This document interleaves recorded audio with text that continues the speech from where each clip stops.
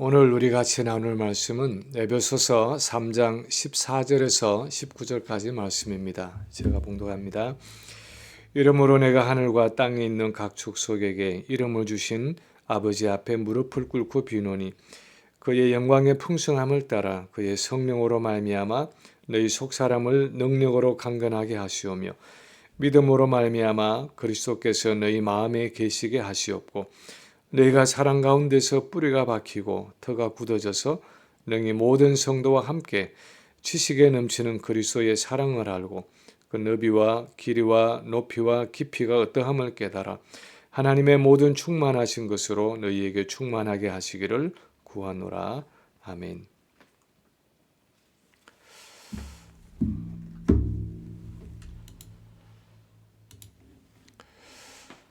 지난 주일 우리는 성도는 그리스도와 함께 부활함으로 하나님께 대하여 다시 살아났다 하는 말씀을 나누었습니다.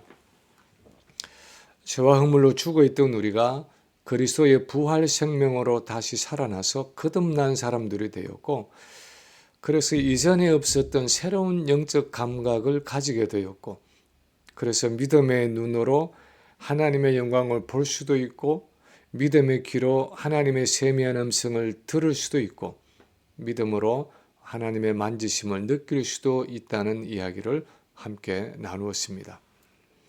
근데 사실 이런 이야기가 어떤 분들에게는 너무 추상적이고 신비주의적으로 들리고 그건 나하고는 별로 관계없는 먼 나라 이야기처럼 들릴는지도 모릅니다.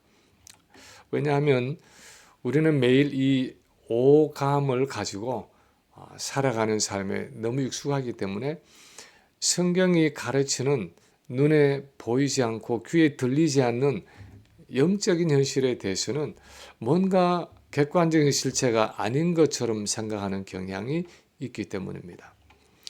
그렇다면 어떻게 해야 그리스도와 함께 부활한 자로서 이제 하나님을 향해 살아난 자로서 우리 주변의 영적인 현실을 좀 더 분명하게 붙잡고 살아갈 수 있는 것입니까? 오늘 본문에만 근거해서 좀 단적으로 이야기한다면 무엇보다도 기도해야 한다 하는 사실입니다. 바울은 오늘 본문에서 감옥에 있으면서도 자기 자신을 위해서가 아니라 에베소 교회의 성도들을 위해서 기도하고 있습니다. 그것도 하나님 앞에서 무릎을 꿇어 기도하고 있다고 말하고 있습니다. 유대인들이 대체로 서서 기도하던 그 당시 기도의 형태를 생각하면 바울은 지금 그렇게 간절하고 절실하게 이 기도를 드리고 있다는 의미입니다. 그런데 바울은 구체적으로 어떤 기도를 하고 있으며 왜 그런 기도를 하고 있습니까? 첫째로 오늘 본문이 보여주는 것은 바울은 성령으로 성도의 속사람이 강건하게 되기를, 성령으로 성도의 속사람이 능력으로 강건케 되기를 기도하고 있습니다. 16절에 보면 그의 성령으로 말미암아 너희 속사람을 능력으로 강건하게 하시오며 하고 기도하고 있습니다. 바울이 말하는 속사람 하는 것은 예수를 믿고 영접할 때 우리 안에 시작된 거듭난 자를 의미하고 있습니다. 우리 눈에 보이지 않고 우리에게 느껴지지 않을지는 몰라도 우리가 예수를 믿고 성령으로 거듭났을 때 우리 안에는 새롭게 시작된 속사람이 있습니다. 바울은 로마서 7장에서 이 속사람은 하나님의 법을 즐거워한다 하고 표현했고, 고린도후서 4장에서는 그 사람은 후패하지만 이 속사람은 날로 새로워진다고 표현하고 있습니다. 그런데 오늘 본문에서 바울은 이 속사람이 성령을 통해 능력으로 강건케 되기를 기도하고 있습니다. 이 구절에서 우리가 주목해야 하는 것은 적어도 두 가지입니다. 하나는 우리의 속사람은 능력으로 강건케 될 필요가 있다 하는 사실입니다. 우리 속사람은 능력으로 강건하게 될 필요가 있습니다.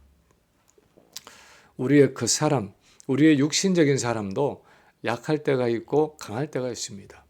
어릴 때는 아직 어려서 연약합니다.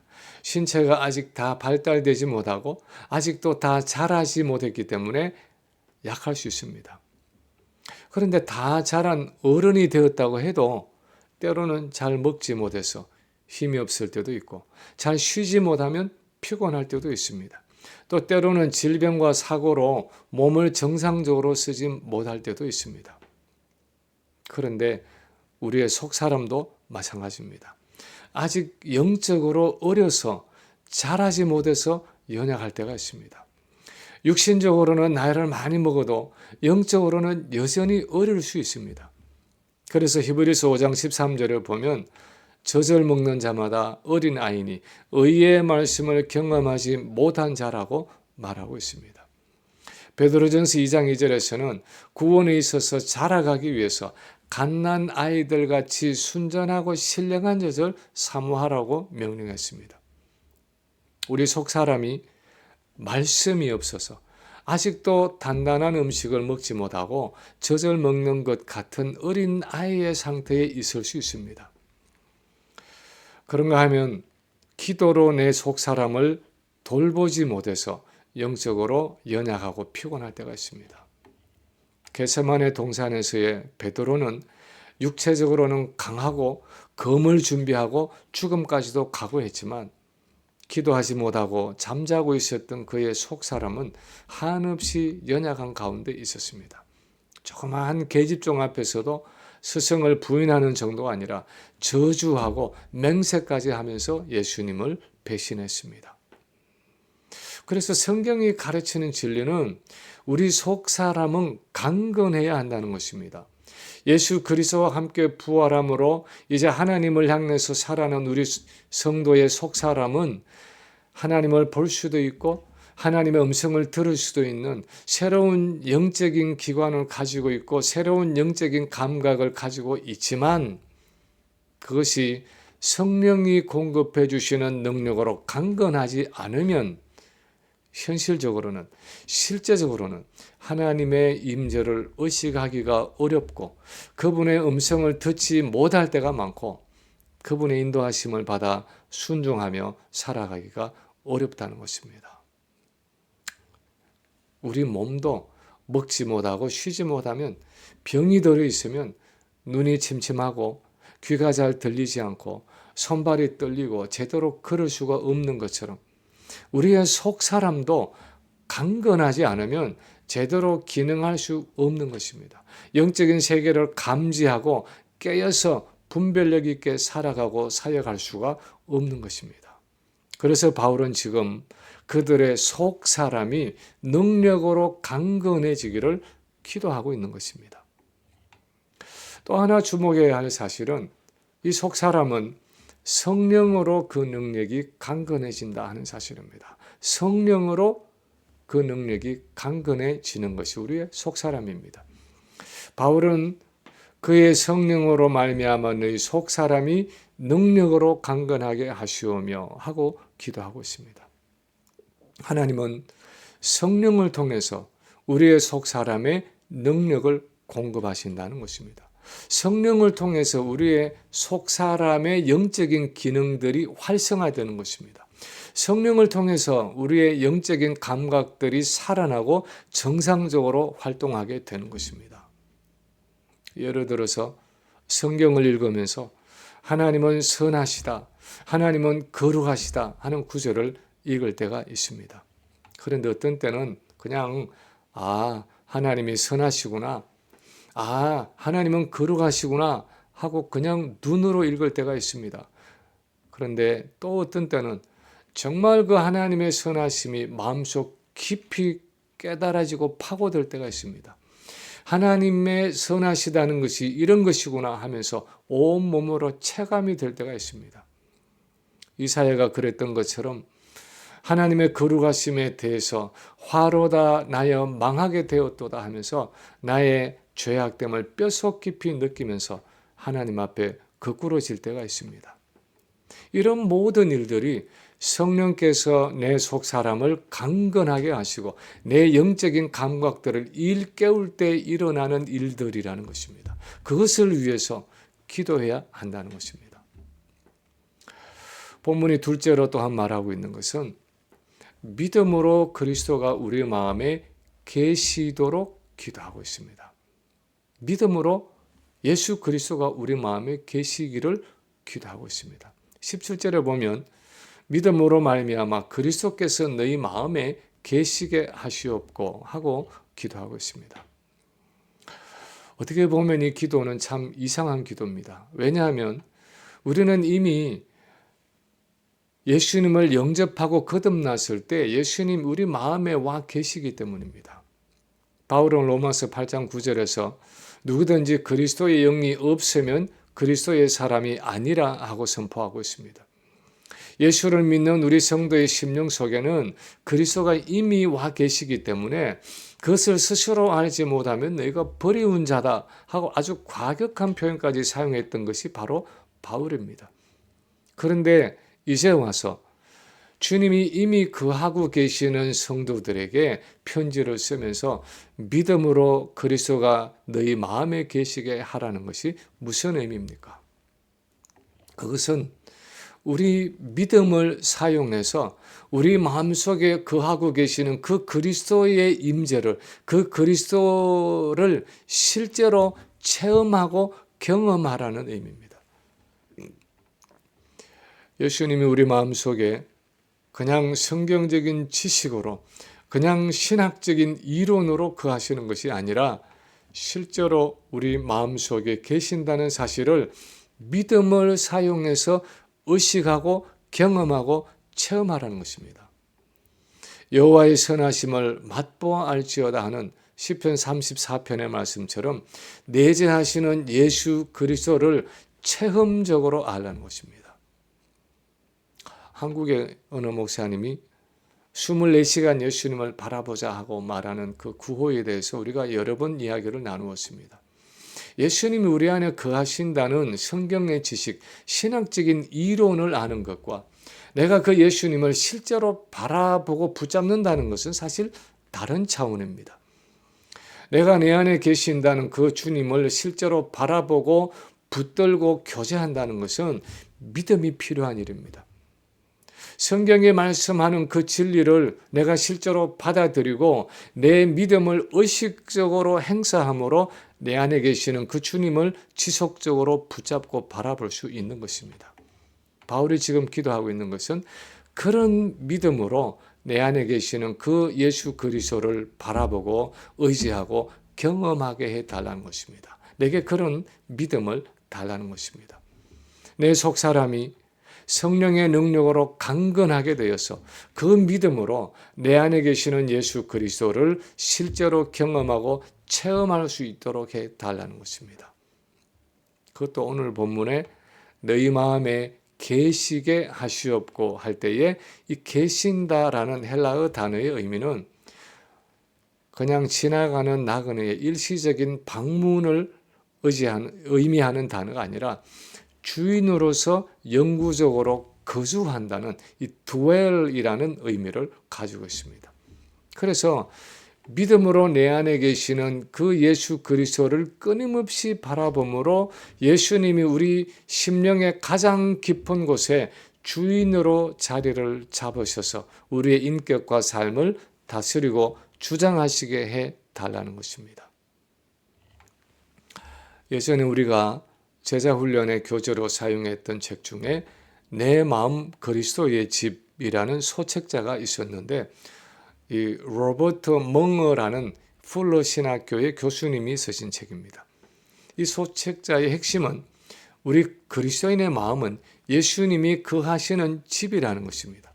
우리가 예수님을 구주로 영접할 때 예수님이 성령을 통해 우리 마음속에 들어와 사신다는 것입니다. 그래서 내 인격과 내 삶 전체를 다스리기를 원하시는데 내 안에 계시는 그 주님과 계속해서 교제하려면 내 마음에 아직도 더럽고 추한 것들, 감추어지고 숨겨진 것들을 다 주님 앞에 내어놓아야 한다는 것입니다. 내 심령이 정말 그리스도의 소유임을 고백하는 명의 이전, 이 소유권의 이양이 이루어져야 한다는 것입니다. 그때 주님이 우리 안에 온전히 거하시고 우리를 통해서 그분의 생명과 능력이 나타나진다는 것입니다.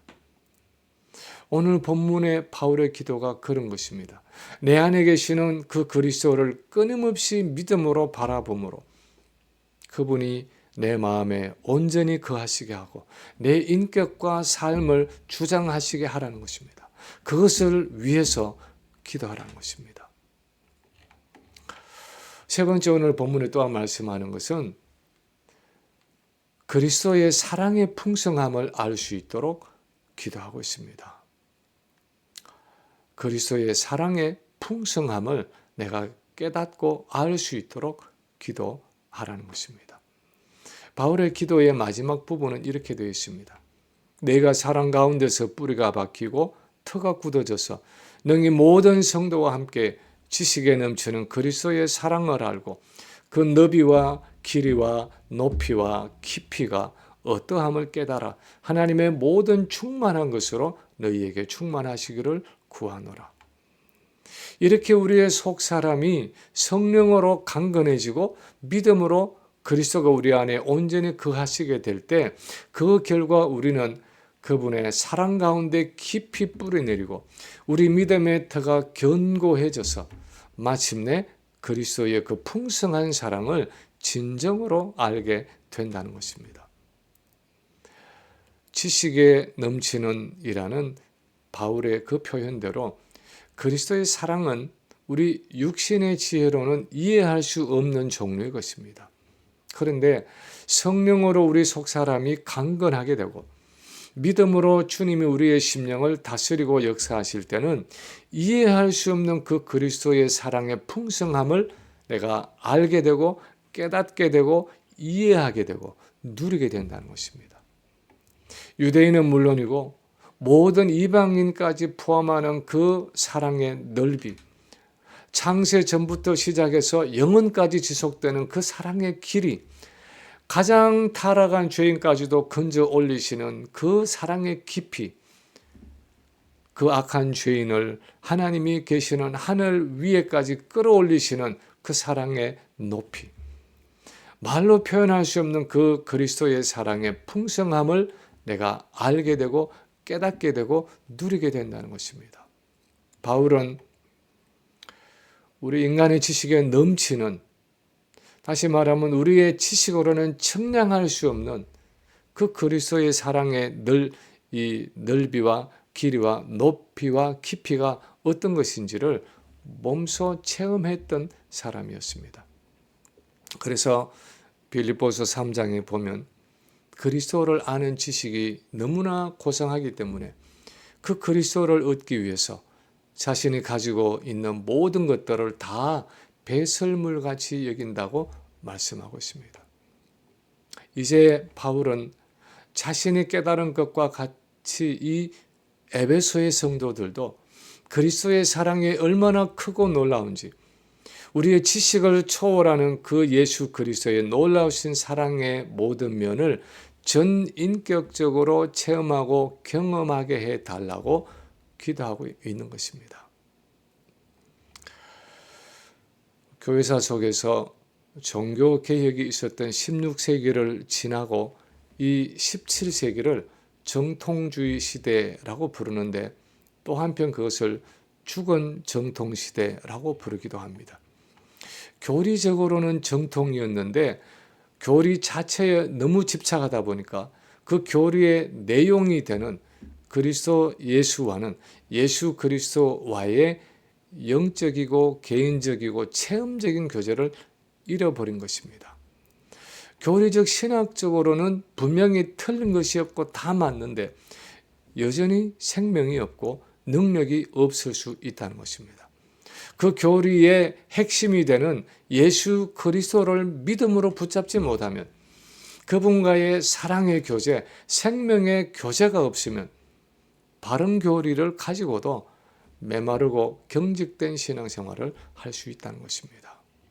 그래서 성령의 역사를 잊어버리지 않도록, 그리스도의 내주를 잊어버리지 않도록, 그 주님의 풍성하신 사랑을 잊어버리지 않도록 바울은 지금 에베소 교회의 성도들을 위해서 무릎을 꿇고 간절하게 기도하고 있다는 것입니다.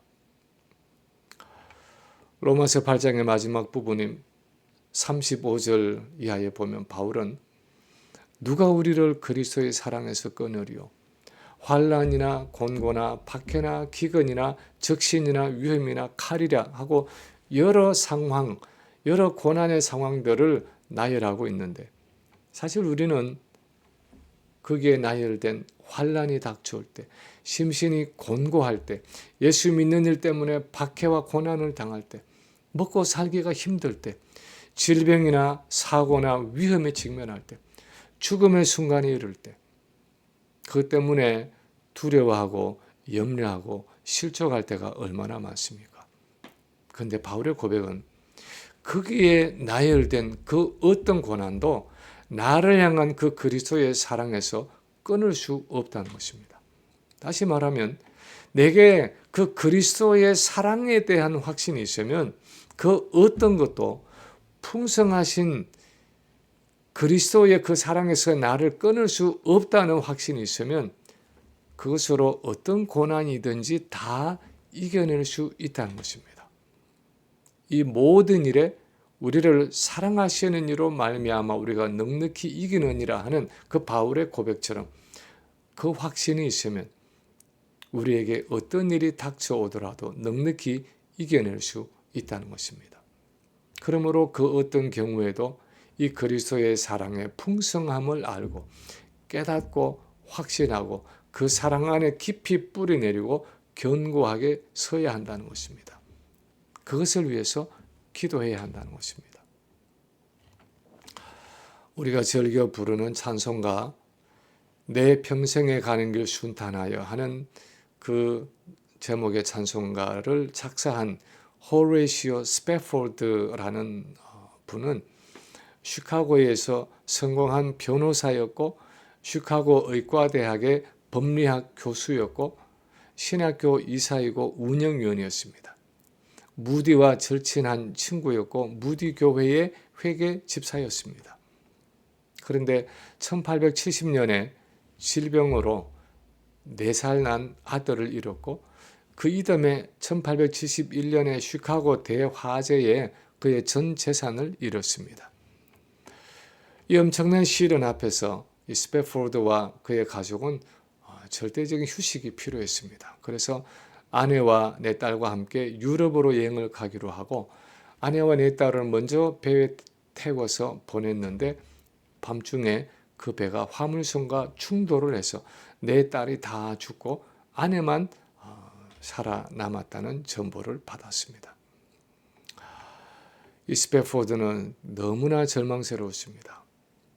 그리고 이제 배를 타고 아내에게 가는데 그 가는 도중에 사고 해역을 지나가게 되었는데 선장이 말하기를 잠시 후에 그 배가 딸들이 사고를 당했던 그 바다 위를 지나가게 될 것이라고 말해 주었습니다. 스패포드는 선실로 돌아와서 슬픔과 고통 속에서 밤이 새도록 하나님께 울부짖었습니다. 근데 어찌된 일인지 새벽 한 3시쯤에 지금까지 한 번도 체험하지 못했던 그 어떤 평안이 그의 마음속에 깃드는 것을 느꼈습니다. 그래서 우리가 아는 It is well with my soul 하는 내 영혼 평안해 하는 그 찬송가의 고백적인 시가 떠올라서 그것을 적었습니다. 내 평생에 가는 길 순탄하여 늘 잔잔한 강 같든지 큰 풍파로 무섭고 어렵든지 나의 영혼은 늘 평안해 하면서 그 시를 적었습니다. 그런데 어떻게 이런 평안이 가능했습니까? 4살 난 아들이 병으로 죽고 자기의 전 재산이 불타고 사랑하는 내 딸이 사고로 다 목숨을 잃었는데 어떻게 마음의 평안을 누릴 수 있습니까? 왜냐하면 그에게는 청량할 수 없는 우리의 지식으로는 이해할 수 없는 그 그리스도의 놀라운 사랑에 대한 확신이 있었기 때문이었습니다. 그 누구도 그 무엇도 그를 그리스도의 사랑에서 끊을 수 없다는 사실을 알았기 때문이었습니다. 그래서 그런 극심한 절망 가운데서도 평안을 누릴 수 있었습니다. 바울은 지금 그런 그리스도의 사랑에 대한 확신을 위해서 기도하고 있는 것입니다. 말씀을 마칩니다. 예수 그리스도의 부활이 가져온 열매는 참으로 위대한 것입니다. 주님과 함께 우리도 죄와 사망의 권세에 대해서 죽었고 하나님을 향해서 새롭게 살아나게 되었습니다. 죄와 허물로 죽어있던 우리가 이제는 그 하나님의 구원의 역사에 대해서 인식할 수 있고 반응할 수 있고 순종할 수 있는 사람들이 되었습니다. 이제 우리가 해야 하는 것은 이런 하나님과의 생명력 있는 교제를 온전히 누릴 수 있도록 기도하는 것입니다. 그래서 성령이 우리의 속사람을 능력으로 강건하게 하시고 믿음으로 예수님이 우리 안에 항상 거하시고 그리스도의 놀라운 사랑을 풍성하게 깨달아 알 수 있도록, 그래서 우리가 하나님으로, 하나님 자신으로 그분의 은혜로 충만할 수 있도록 기도하는 것입니다. 이런 기도를 통해서 주님과 더 깊이 교제하고 그분의 생명과 능력으로 더욱 충만하게 되는 저와 여러분의 삶이 되시기를 주님의 이름으로 간절히 축원합니다.